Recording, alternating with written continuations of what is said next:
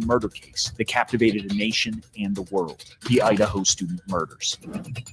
What was this exciting new law enforcement technology used to break the Idaho case wide open? And how has it found itself at the center of a heated new debate over your individual privacy rights? Stick around and find out today on Cybercrime. Welcome to Cybercrime. Have you heard of forensic genetic genealogy? If not, don't worry about it. You're not alone. It's still a fairly new technology, albeit one that's starting to get used in more and more law enforcement cases, including some of the most high-profile investigations in recent memory, including the Golden State Killer case and Snohomish County murders. And if you've used an at-home genealogy kit like 23andMe or Family Tree DNA, you may have actually helped law enforcement finally solve these unsolved crimes. We're going to talk with an expert about how FGG works.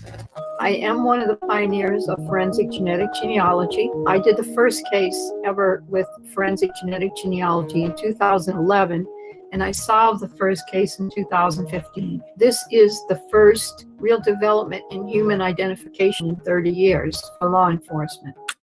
But before we do that, let's first explore why it's necessary. And the perfect case study to do that is the Idaho student murders. Just before 2 a.m. on November 13th, 2022, college roommates Kiely Gonsalves, 21, Madison Mogan, 21, and Xana Kernodle, 20, as well as Xana's boyfriend, 20-year-old Ethan Chapin, returned home from a night out in Moscow, Idaho, to the 6-bedroom house off campus at 1122 King Road near Fraternity Row, which the women shared with 2 other female roommates. By all accounts, Gonsalves, Mogan, Kernodle, and Chapin were beautiful, positive, excellent kids with really promising lives ahead of them. Gonsalves and Mogan had been inseparable best friends since grade school. And Chapin, the oldest of triplets, was described as always smiling and laughing. He was also a member of the Sigma Chi fraternity, which was where he and Kernodle had been hanging out before they returned home that night. At the King Road house, Kernodle got a DoorDash delivery around 4 a.m. And a short time later, one of the roommates said she heard someone she thought was Gonsalves say something like, "There's someone here."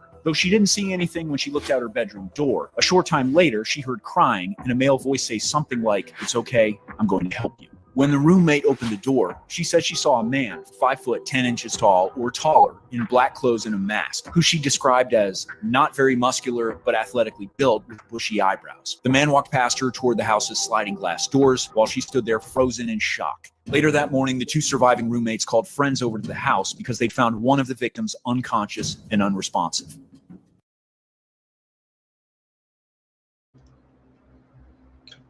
Which I believe that was Ethan, because he was the only one that he was hanging outside of the room, right between the door frame and the hallway, right at the kitchen. The room was like right there in the kitchen area.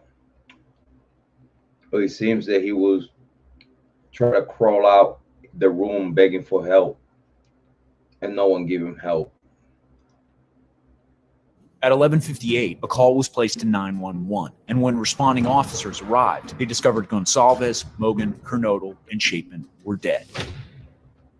The police began their investigation. On November 17th, autopsies revealed by the Latah County coroner determined the manner of death for all victims was homicide by stabbing, likely while sleeping. However, some of the victims had defense wounds, indicating they had awakened during the attack. Detectives began reaching out to local businesses to find out if a fixed-blade knife had recently been purchased. A week later, Idaho Governor Brad Little announced $1 million in state emergency funds would be allocated toward the ongoing investigation. And so it seems like the money, the $1 million donation didn't came from the University of Idaho, which it would be a conflict of interest. But I believe that $1 million was somehow redirected towards the governor's office from the University of Idaho offices to be given to Moscow PD, so like that it doesn't look like a conflict of interest. But I believe, in my personal opinion, that the governor of Idaho has something to do within the council and board of directors of the University of Idaho, and that's why I believe the president of the University of Idaho within the board of directors redirect funds, private funds and funds from the University of Idaho towards the governor's office, so that way it wouldn't look like conflict of interest within this case. That's just my personal belief. I'm not saying that's no facts, but that's just my theory and that's my firm belief. Let's listen.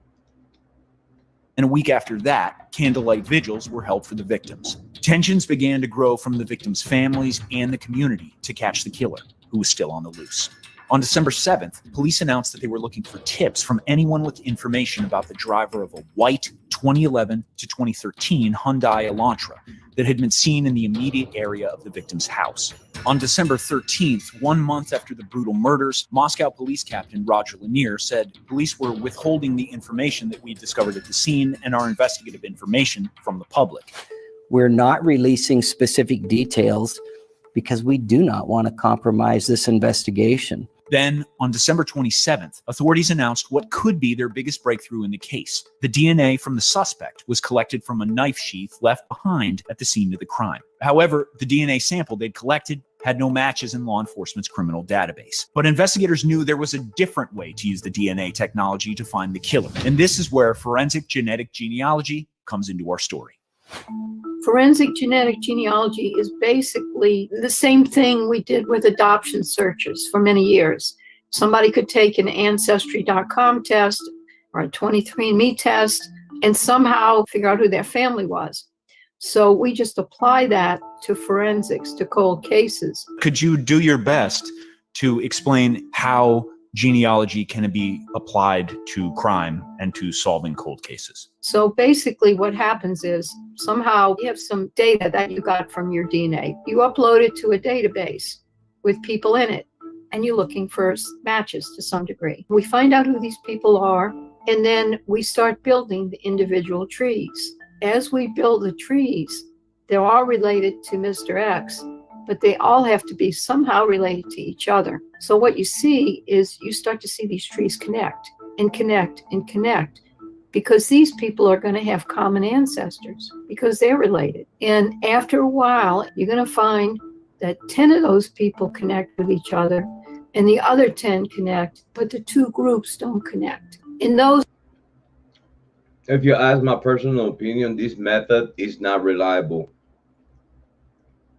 If you ask me, it's not reliable just because it's not a 100% secure and for sure that the DNA sample belongs to this one person. Because as you could see in this analysis,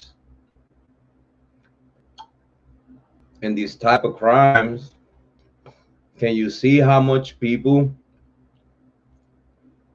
Can you see how much people is on that DNA?